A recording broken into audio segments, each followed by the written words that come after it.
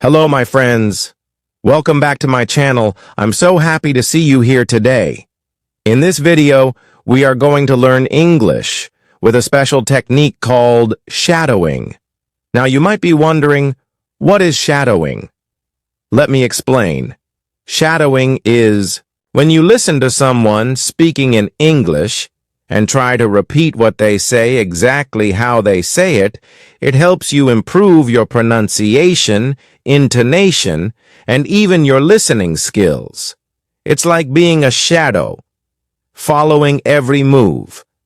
Here's how you can use this video to practice. First, listen to me as I read a story. All the words will appear on the screen so you can follow along. Then, try repeating after me, copying my tone and rhythm. It's okay if you don't get it perfect the first time. Remember, practice makes progress. Before we begin, I want to tell you why I chose this story. It's something I heard recently, and I thought it would be perfect to share with you, because it's both interesting and useful. Today's story is about Sophie, a young woman who traveled to the United States for the first time. The story is written in clear, easy English so you can focus on understanding the words and practicing your speaking. Here's what we'll do. I'll read the story slowly and clearly, and you can follow the words on the screen. Later, you'll have a chance to repeat the sentences with me. This is a great way to practice your listening, speaking, and even reading skills, all at the same time. Are you ready to hear Sophie's story? Let's begin. I'm at the airport right now, and I feel so excited. Today is the day. I'm flying to New York City for the very first time. I have my ticket, my passport, and my bags. Everything is ready. I arrive at the check-in desk and hand my ticket to the lady. She smiles and says, "Here is your boarding pass. You're in seat 17A. Have a good flight." "Thank you," I say. "A window seat." "Perfect. I love looking out of the window when I fly."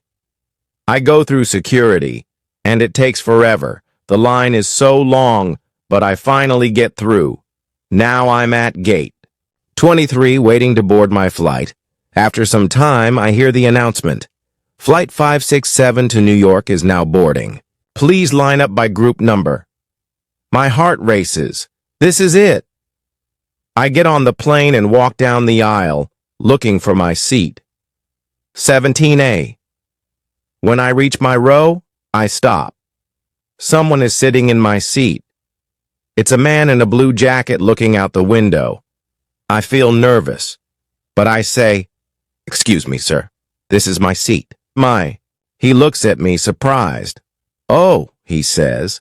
"Are you sure? Let me check my ticket." He pulls out his ticket and looks at it. My ticket says 17A. I think this is my seat. Now I'm confused. I pull out my ticket and show it to him. "See? My ticket says 17A, I say confidently. He looks at my ticket, then at me. He smiles kindly and says, "Okay, no problem. You can take the seat. I'll sit in the middle." I feel a little bad, but I really want the window seat. "Thank you," I say as I sit down. The plane takes off, and I look out the window. The clouds are so beautiful, I feel happy and relaxed. The man next to me starts a conversation. "Are you going to New York for vacation?" he asks. "Yes," I say. "It's my first time. I want to see Times Square and the Statue of Liberty." "That's great," he says. "I live in New York. You'll love it. It's a busy city, but it's full of life." As we talk, I notice something strange. He doesn't seem upset about losing the window seat. He's calm and friendly.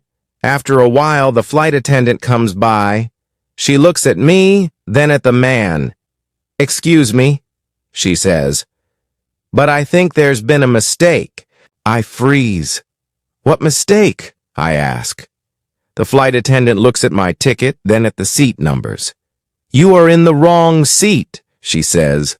What? I ask, confused.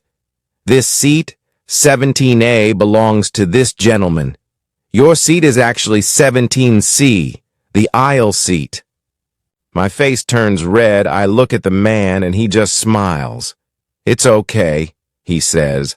I don't mind the middle seat. I feel so embarrassed. All this time I thought I was right, but I was wrong. I should have been sitting in the aisle seat. I'm so sorry, I say to him. You were right all along. Don't worry about it, he says with a laugh. Mistakes happen. For the rest of the flight, I can't stop thinking about how kind he is. He didn't argue or get upset. He just smiled and let me have the seat. As the plane lands, I thank him again. You are very kind, I say. He laughs and says, Enjoy New York, and next time, double-check your ticket. When I leave the plane, I feel a mix of emotions, embarrassment, gratitude, and relief. This trip is already teaching me something important. Sometimes it's okay to admit when you're wrong. So what can we learn from Sophie's story? First, always double-check your ticket. It's a simple step, but it can save you from a lot of confusion. Mistakes like sitting in the wrong seat are easy to make, especially when we're feeling excited or nervous. But here's the most important lesson. Mistakes are okay. Sophie thought she was right, but she wasn't. Instead of getting upset, the man showed kindness and patience.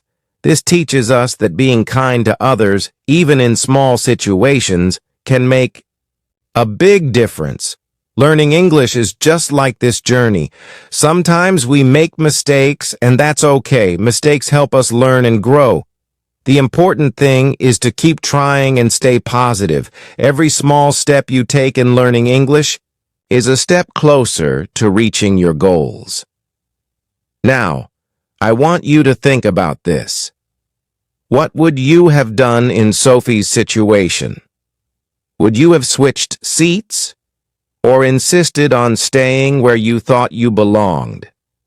Let me know in the comments. Useful phrases and vocabulary from Sophie's story at the airport. Excuse me, this is my seat. Let me check my ticket. Have a good flight. Travel vocabulary boarding pass.